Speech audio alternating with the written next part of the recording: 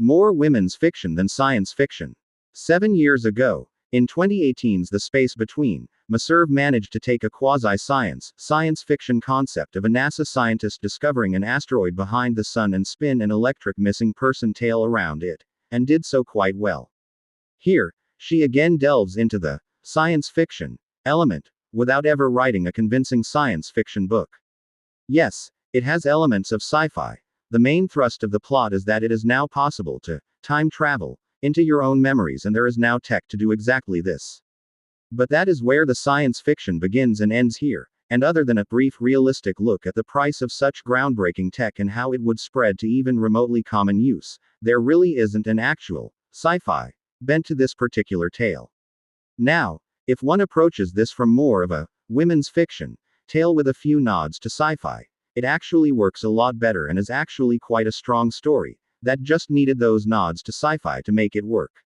As a women's fiction tale of a mother devastated over her son's death and another mother devastated over something she did that can never be forgiven, both seeking to understand what happened and both desperate to have even a few more minutes of their lives before said events, this is a truly compelling tale.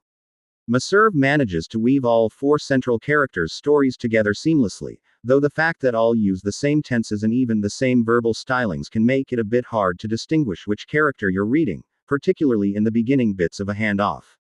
And still, you can almost see TV film producer Meserve, her day job, when she's not writing, thinking of camera angles to show viewers certain elements of certain scenes that the characters themselves won't necessarily realize at the time. Which is actually a cool effect that she brings to the page quite effectively.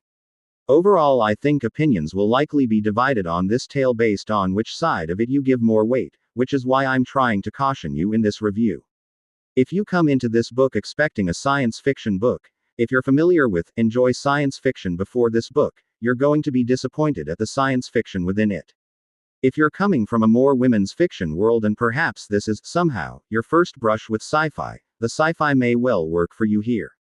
On the other hand, if you're coming into this book expecting more of a women's fiction tale with sci-fi elements to make it work, congratulations, that is exactly what you've found. If you're more of that first more sci-fi oriented crowd that is perhaps looking to branch out but needs something somewhat close to your sci-fi preference in order to take a baby step outside of that space to just test the waters, this really is a strong women's fiction tale that will allow you to do just that, and you'll likely find something you genuinely enjoy here. So take the chance. Either way, maybe you think I'm the idiot here and that I have no clue what I'm talking about regarding this book. Please, read the book, write your own review, and feel free to call me out as the idiot you think I am, should you feel the need. Slightly smiling face. Very much recommended.